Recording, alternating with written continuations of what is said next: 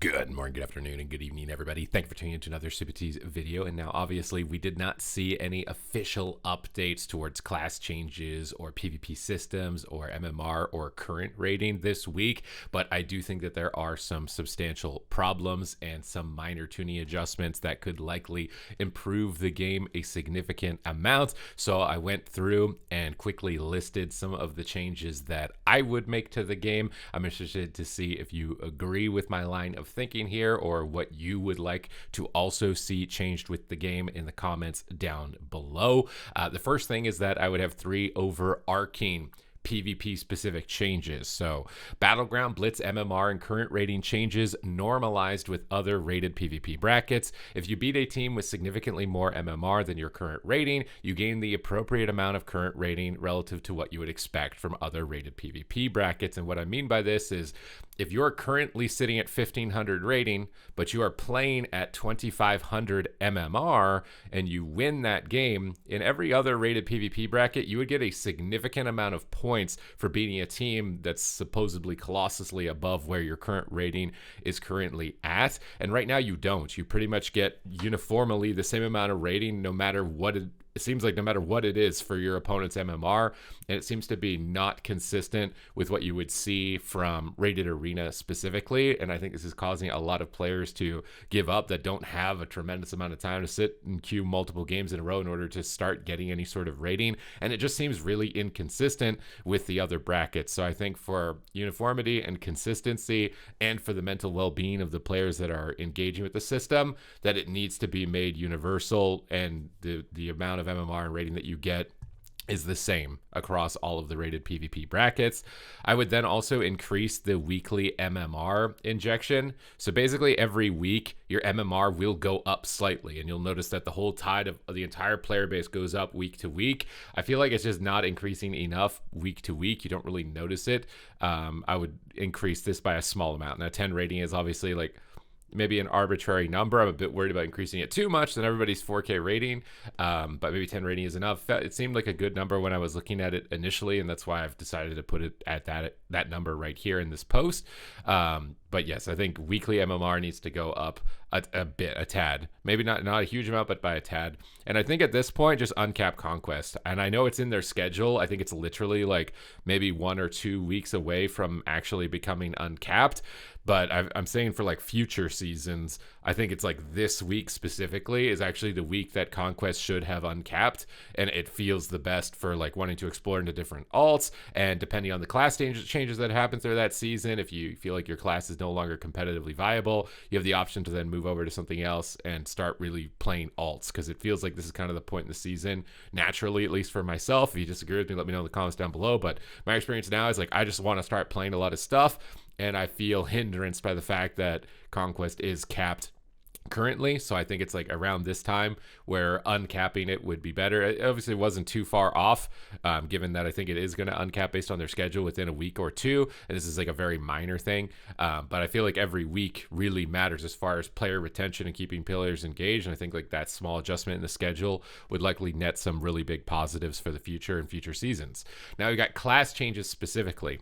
So I've got some buffs and I do have some nerfs outlined in this, and again, if you feel like I've really missed something or I'm totally off with this, let me know in the comments down below. But for Destruction Warlock, I feel like their damage profile needs to go up still from where it currently is at. I've played it, I've played against it. It definitely benefited from the changes that came through, but I find something wrong about Chaos Bolt still kind of hitting less damage than Immortal Strike, given how difficult it is actually to execute off. And Conflagrate and Incinerate also could use minor increases. So I've increased them all by 5% in this post. You could maybe even potentially increase Chaos Bolt a little bit further. I got a bit worried about it because of the scaling mechanics with being able to get the fast cast Chaos Bolt after you spend enough soul shards and comboing those together, and it might get a little bit too bursty. So I was kind of more on the conservative side with increasing the damage towards Destruction Warlock, and I think that that's kind of what you need to do. You edge it a little bit closer, don't overshoot your target, edge it a little bit, and then again, I'd probably do another update next week based on what I've seen and what I've experienced and what other players are giving feedback about, and then increase it slightly from there again until it gets to the point where it needs to be. Don't overhit the target, then everybody hates Destro because it's super OP, and then you got a Sledgehammer, and then nobody can play it again. I think just a minor bump up regularly is a better approach to this. Now, Marksmanship Hunters lost a lot of damage on their aim shot and rapid fire with the hero talent changes that came through for the Dark Ranger, and honestly I was disappointed because I was really excited to play Marksmanship Hunter with Dark Ranger specifically. So for them, again, much like Destruction Warlock, I've upped their damage by a minor amount. Rapid fire only by 5% because I think it's easier to use in PvP situations, and this can be a dangerous one if you kind of over increase the amount of damage that it does specifically.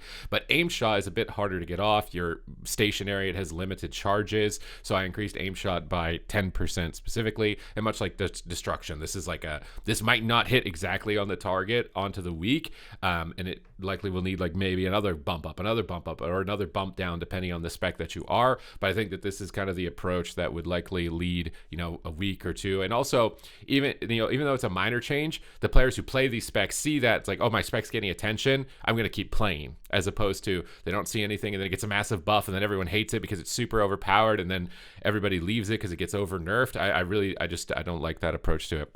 Beastmaster Hunters, this is probably the most heavy-handed nerf that I had, and I think that it's fair given their representation at the moment, the power that they have, and my experience on Beastmaster Hunter, what I've seen for it. But Black Arrow specifically, which is now replacing Killshot, does a remarkable amount of damage. I think it's sometimes at least like 25 to 35% of your overall damage, and it's hitting as hard as like Chaos Bolts sometimes, and it's AoE.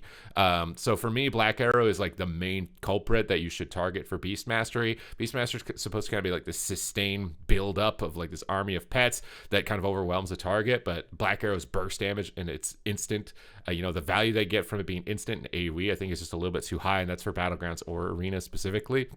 So 15% damage reduction for Black Arrow damage. And again, this doesn't mean that maybe something else should likely be nerfed. It's just that I think that it's better to take a small approach, although this is a little bit less than a small approach, shaving things down and then buffing other things up. Unholy Death Knight was an example of that when it got like heavily nerfed on its disease damage, and it just has no single target pressure whatsoever. So for Unholy Death Knight PvP, I would like to see Death Coil's damage increased, and I've got it outlined here at 10%, which again is higher than the 5%, so it's slightly more in that margin.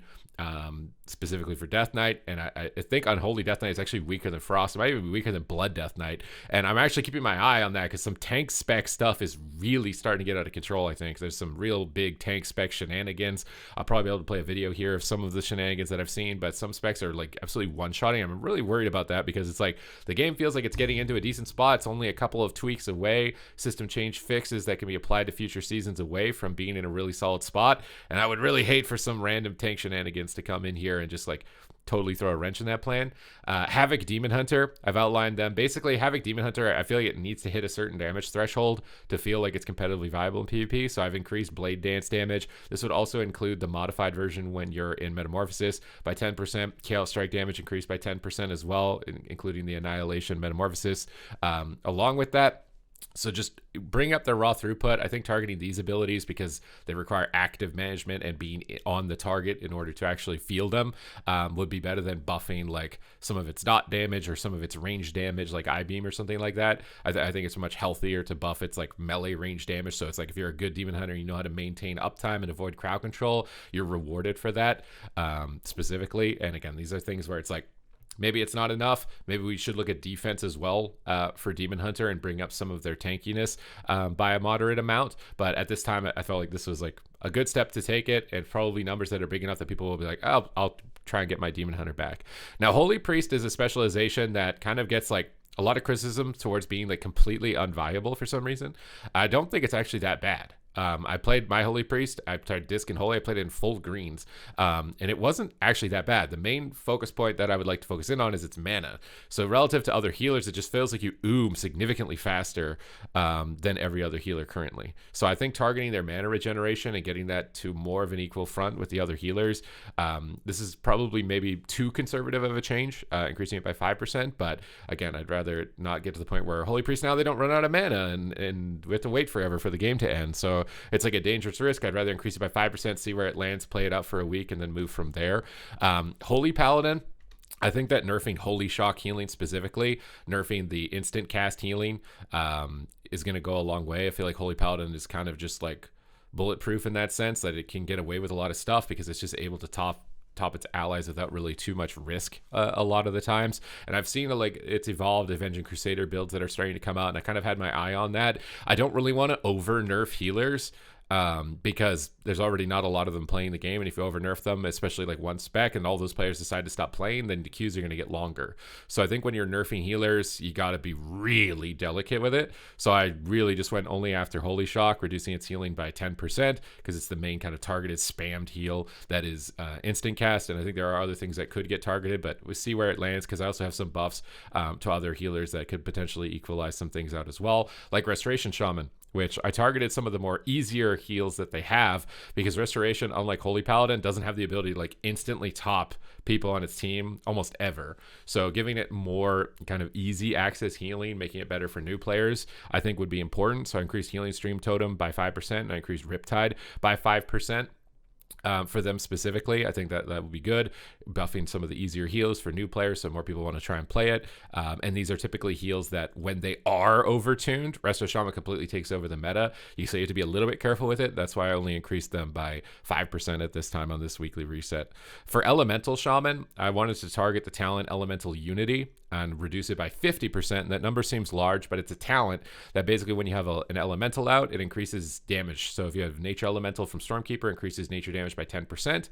I want to take that down to 5%. And the reason for that is that when you cast Stormkeeper, then your next Earth Shock hits really hard. I'm sure you guys have seen like spam Earth Shocks of like 2 to 3 million damage. I think that definitely needs to be brought down a tad bit here. So targeting that, reducing it, so now it's only increasing basically Earthshock by 5%, and then also just nerfing Earthshock damage even without this talent by an additional 5%. So it comes out to roughly about hopefully a 10% nerf. Again, I'm a mathematician, but my goal was to bring it down by somewhere around 10%. For Enhancement Shaman, we're obviously seeing a lot of Stormbringer. It's really fun. I really love playing it, but I do think the Ascendance window is just like a little bit too strong. So I brought Windstrike damage down by 5%. Could likely be that it's kind of the fact that it spends your Maelstrom when you're capped automatically while you're spamming Storm Strike. So something in there likely might actually be the real problem as far as the damage modifiers are concerned with this one. So I would maybe have to take this as, again, maybe one of the more conservative nerfs.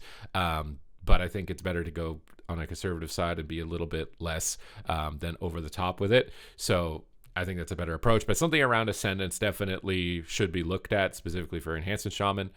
For Frost Mage, their Frostfire Bolt is just doing way too much damage. I've seen Frostfire Bolts much like Earth Shocks, where it's critting over the top. I feel like if you crit anything that's like significantly higher than 2 million damage, it's like that's too high of a top end. So I went after the hero talent modifier, Frostfire Empowerment. I want to reduce it by 10%. This is the one that makes it by instant cast also. So hopefully this isn't nerfing the hard casted version of this. So if you're able to get a lot of hard casts off, you'll still do meaningful damage. But if you get this instant proc, it's not just one tapping somebody for over a 2 million crit or something like that.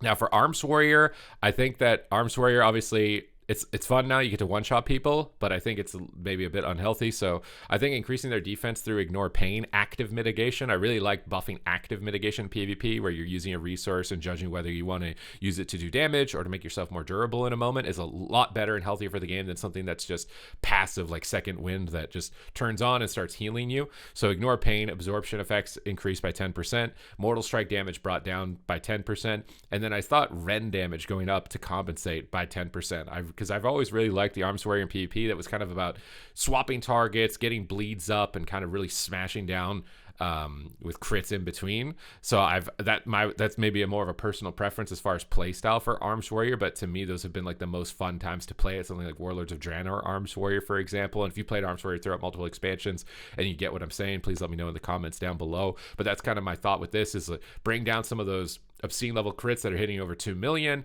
and then bring up some of the sustain active damage and mitigation effects on classes so that it's in more of a healthy margin. Like I know why this player is able to survive in these situations, and it's not just like an ongoing passive thing. And that was it at this point for changes that I would like to apply. Obviously there were some other outliers that I thought about including on this list, which would be like bringing down, like we could do this right now, even was for Balance Druid, Star Surge damage reduced by 5%, and then maybe something like Regrowth Healing increased by 10%, something like that. You can't see that because I typed it off screen, but that would be like the other go-to basically. is like take down some of the Star Surge damage, but increase the active healing of the specialization, so that if you're noticing your instant regrowth procs, you're able to get away and get a couple casts off. You're going to feel more impactful as a result in those types of situations. And I think with those types of class changes and tuning adjustments week by week, that you're likely going to get a lot of the classes into a really healthy position, a fun position for players, without going over the top, where then one spec's completely taking over, and then Sledgehammer nerfed, and then it disappears forever. And then we can get to a state like in the game in previous expansions, like the end of Mists of Pandaria, where like every spec felt like it had something going for it. That's kind of my intention with changes like this. And then obviously these system-wide changes, I think these are like the core underpinnings for loss of player retention over time. So I really think that these need to be addressed and looked at. But let me know what you guys think in the comments down below, if you totally agree with this, or I'm totally off base, or if I completely missed something, because it is entirely possible. It's a really large game. I'm just one dude who isn't probably going to be right all of the time. So thank you guys very much. Hope you guys enjoyed the discussion, and I will see you in the next one.